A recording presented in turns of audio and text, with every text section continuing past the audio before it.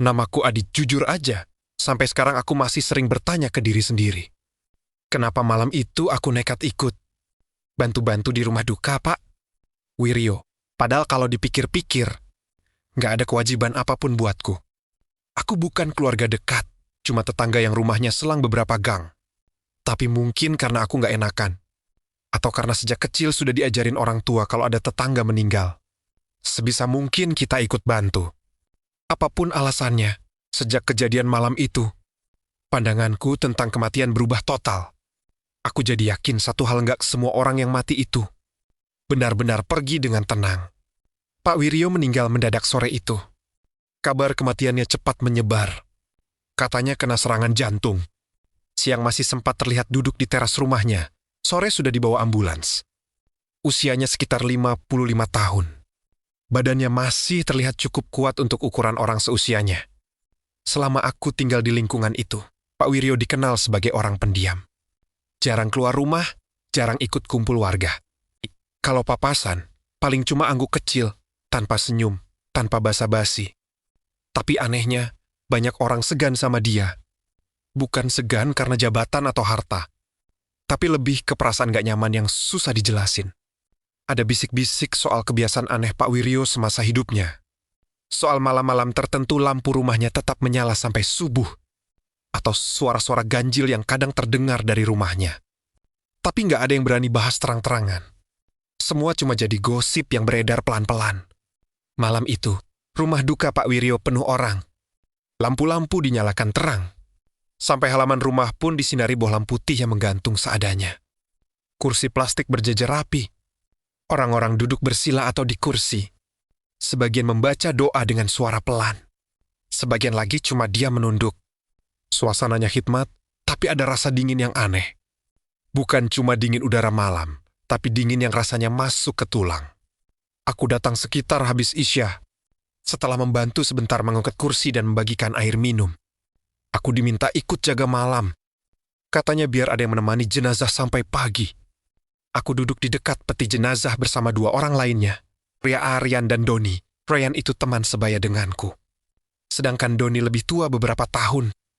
Kami bertiga duduk gak jauh dari peti, cukup dekat sampai bisa melihatnya jelas. Awalnya semua terasa biasa saja. Peti jenazah Pak Wiryo tertutup rapat, dibalut kain hijau yang rapi. Di atasnya diletakkan bunga tabur. Gak ada yang aneh, bau khas bunga dan kayu. Bercampur jadi satu, udara memang dingin. Tapi masih wajar untuk malam hari, sesekali terdengar suara batuk dari tamu. Atau kursi yang digeser pelan. Aku masih sempat bercanda kecil sama Rian buat ngilangin rasa kantuk. Waktu berjalan lambat. Jam di dinding terasa seperti jarumnya malas bergerak, sekitar jam 11 malam. Suasana mulai sepi. Satu persatu orang pamit pulang. Lampu di beberapa sudut dimatikan, tinggal lampu utama yang menyala. Rumah duka yang tadinya ramai perlahan jadi sunyi. Akhirnya tinggal kami bertiga yang masih duduk di dekat peti jenazah. Di saat itulah suasana mulai terasa berbeda. Entah kenapa, dadaku terasa agak sesak. Aku ngerasa udara di ruangan itu jadi lebih dingin dari sebelumnya. Bulu kuduku beberapa kali meremang tanpa alasan jelas. Aku mencoba mengalihkan pikiran, menatap lantai. Menghitung detik supaya nggak mikir yang aneh-aneh. Lalu tiba-tiba aku dengar suara itu. Duh. Pelembang Jeci. Hampir seperti bunyi yang bisa saja diabaikan. Awalnya aku mengira itu suara kayu rumah yang memuai karena perubahan suhu. Rumah Pak Wiryo memang rumah lama, kayunya banyak yang sudah tua. Aku berusaha meyakinkan diri sendiri kalau itu cuma suara biasa. Tapi beberapa detik kemudian, suara itu terdengar lagi. Duh. Kali ini lebih jelas. Ritmenya teratur. Dan arah suaranya. Jelas dari peti jenazah. Napas aku langsung tertahan. Aku melirik ke arah Rian. Dari sorot matanya, aku tahu dia juga dengar. Wajahnya berubah pucat, bibirnya sedikit bergetar. Lo dengar nggak? Bisikku pelan, hampir nggak keluar suara. Rian mengangguk pelan tanpa berani bicara. Matanya nggak lepas dari peti jenazah. Doni yang duduk agak jauh juga terlihat tegang. Tapi dia mencoba bersikap santai. Walau jelas tangannya mengepal. Suara itu berhenti. Keheningan kembali menyelimuti ruangan. Aku bisa dengar detak jantungku sendiri. Aku menarik napas panjang, mencoba menenangkan diri. Mungkin cuma perasaan, pikirku. Mungkin cuma kebetulan.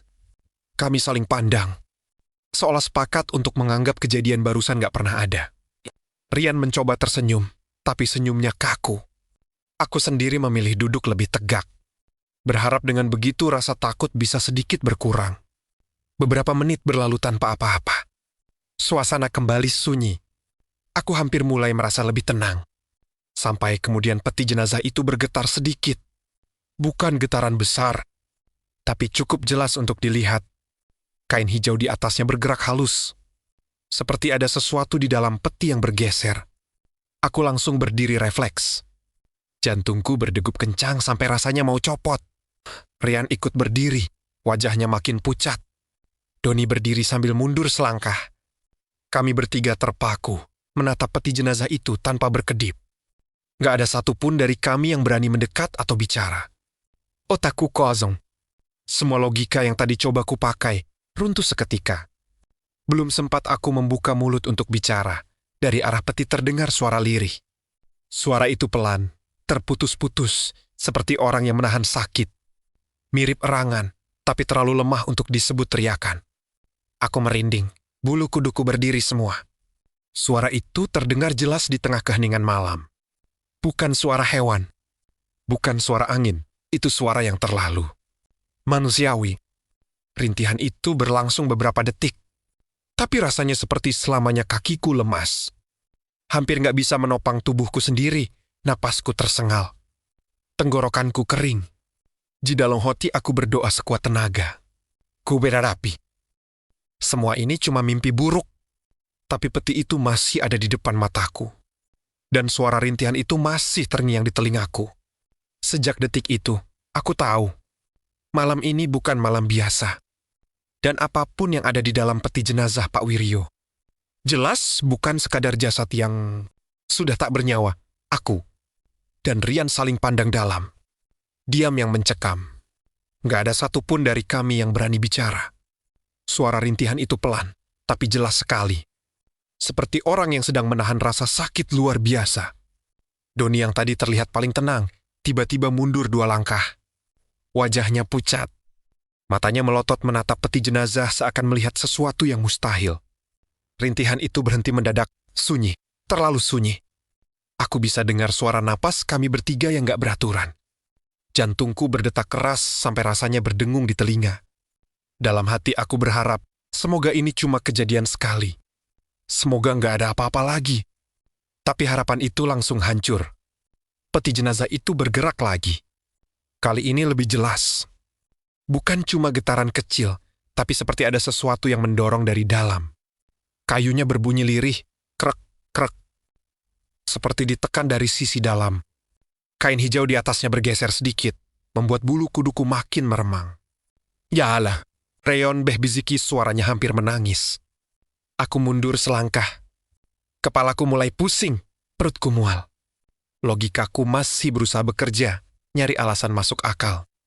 Mungkin masih ada gas di dalam tubuh jenazah, mungkin cuma reaksi alami. Tapi penjelasan itu langsung gugur ketika suara itu muncul lagi. Kali ini lebih panjang, lebih berat. Seperti erangan orang yang sedang kesakitan sambil menahan amarah. Suara itu bikin lututku lemas. Rasanya kayak ada tangan dingin yang meremas jantungku. Doni tiba-tiba berbalik badan gue. Gue keluar bentar, katanya terbata-bata. Tanpa nunggu jawaban, dia langsung melangkah cepat ke arah pintu depan. Belum sampai pintu, tiba-tiba peti jenazah itu miring sedikit. Gak sampai jatuh, tapi cukup jelas kalau itu bukan kebetulan. Kami bertiga sama tersentak. Dan tepat di saat itu, lampu rumah mati. Gelap total. Aku refleks teriak. Rian juga. Suara kami bercampur jadi satu. Panik, kacau. Dalam kegelapan, suara rintihan itu berubah. Bukan cuma erangan lagi, tapi seperti isakan panjang yang penuh keputusasaan. Aku ngerasa hawa di sekelilingku berubah dingin banget. Bukan dingin biasa. Dingin yang bikin kulit terasa perih. Aku meraba-raba mencari Rian. Tanganku gemetar gak karuan. Aji, lu gimana? Suara Rian bergetar, Di sini. Jangan kemana-mana, jawabku, walau suaraku sendiri nggak kalah panik. Di tengah gelap itu, aku dengar suara napas berat dekat terlalu.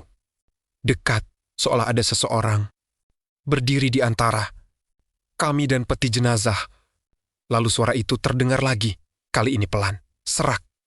Tapi jelas seperti bisikan tepat di dekat telingaku. Jangan, tutup aku.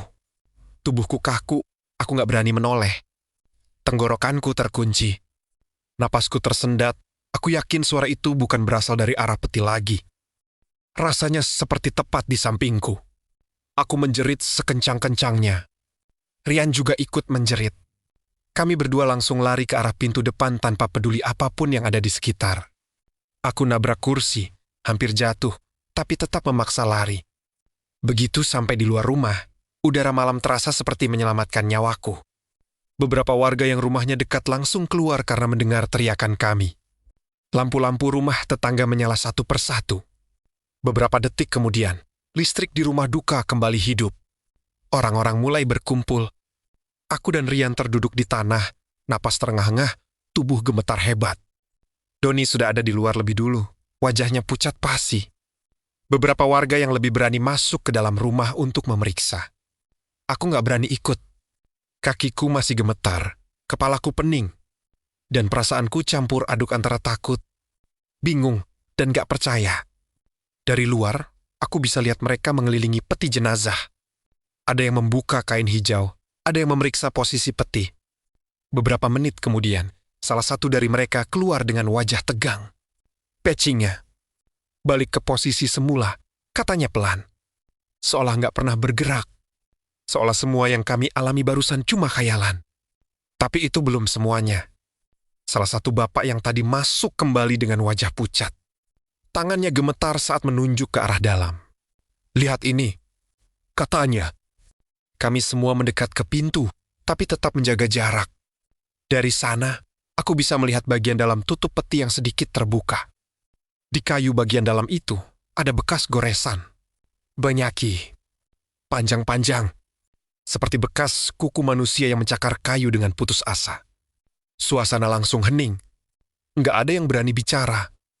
Beberapa ibu-ibu langsung menangis. Ada yang langsung duduk lemas. Ada juga yang memilih menjauh sambil beristighfar. Aku cuma bisa menatap goresan itu dengan perasaan kosong. Dadaku terasa sesak. Kepalaku berdenyut. Di saat itu, satu pikiran muncul di benakku, dingin dan menakutkan. Kalau Pak Wiryo Banner sudah meninggal, lalu siapa atau apa yang barusan merintih dan ingin keluar dari dalam peti itu? Malam itu akhirnya nggak ada lagi yang berani jaga sendirian. Rumah duka yang tadinya sunyi berubah jadi ramai lagi. Orang-orang memilih duduk berkelompok, lampu dinyalakan semua. Bahkan ada yang sengaja menyalakan radio kecil supaya suara doa dan musik pelan bisa mengusir rasa sepi. Tapi sejujurnya, apapun yang dilakukan, rasa takut tetap menggantung di udara. Aku sendiri duduk bersandar di dinding, lutut masih gemetar, pikiranku kacau. Setiap kali menoleh ke arah peti jenazah, dadaku langsung terasa sesak. Sekitar 1 jam kemudian, seorang ustaz sepuh datang. Beliau memang dikenal sering diminta tolong kalau ada kejadian aneh di kampung. Begitu masuk rumah duka, wajahnya langsung berubah. Tatapannya lama tertuju ke arah peti jenazah, lalu beliau menghela napas panjang. Tanpa banyak bicara, beliau meminta semua orang tenang dan mulai membacakan doa dengan suara cukup keras. Suaranya berat, tapi menenangkan. Entah sugesti atau bukan, hawa di dalam rumah terasa sedikit lebih ringan. Setelah doa selesai, ustaz itu bicara pelan tapi tegas. Katanya, semasa hidup Pak Wiryo diduga sering melakukan hal-hal yang melanggar batas. Bukan sekadar kebiasaan aneh, tapi ritual yang melibatkan perjanjian tertentu. Ada sesuatu yang belum dia lepaskan, dan ada sesuatu yang belum lepaskannya. Karena itu, saat jasadnya terbaring, arwahnya belum benar-benar tenang. Masih ada kegelisahan yang membuatnya seakan terjebak. Aku mendengarnya dengan tubuh kaku. Beberapa warga mengangguk pelan. Seolah baru berani mengakui gagos lama yang dulu cuma jadi bisikan. Nggak ada yang berani membantah. Setelah apa yang kami lihat malam itu, penjelasan apapun yang terdengar masuk akal langsung diterima. Menjelang subuh, jenazah akhirnya dimandikan dan disiapkan untuk dimakamkan. Aku sempat ragu mau ikut atau tidak, tapi entah kenapa kakiku melangkah juga ke pemakaman. Mungkin karena aku ingin yakin semuanya benar-benar selesai. Pemakaman berlangsung dalam suasana tegang.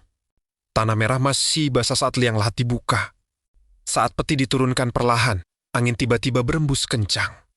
Daun-daun pohon di sekitar makam berdesir keras.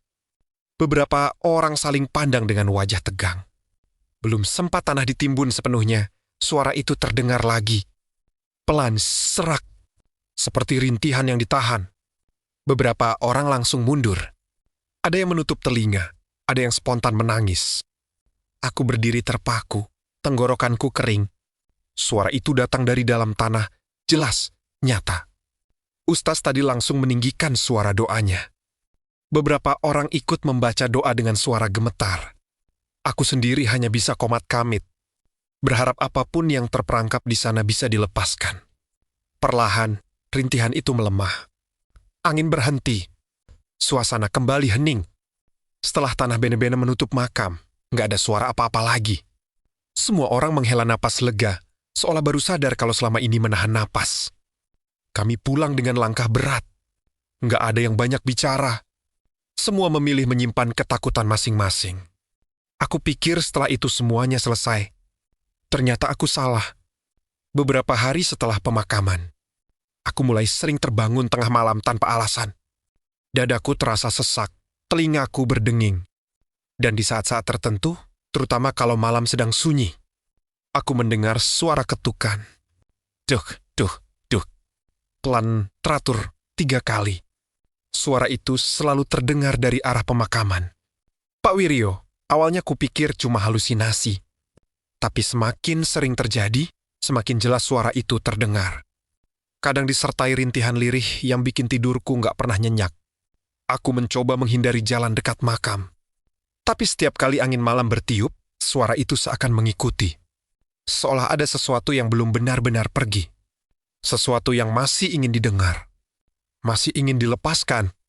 Sampai sekarang, setiap kali aku lewat dekat pemakaman, aku selalu mempercepat langkah. Jantungku berdegup kencang. Telingaku siaga, takut mendengar suara itu lagi. Dan sampai hari ini, aku masih percaya satu hal. Kalau suatu malam kamu mendengar suara ketukan dari arah tanah, disertai rintihan pelan yang bikin dada terasa sesak, jangan pernah menoleh terlalu lama. Karena bisa jadi, itu bukan suara dari orang yang sudah mati, tapi dari arwah yang masih gelisah dan belum benar-benar pergi. Terima kasih sudah menonton videonya sampai selesai. Kalau kalian suka sama videonya, jangan lupa tekan tombol subscribe-nya ya. Terima kasih.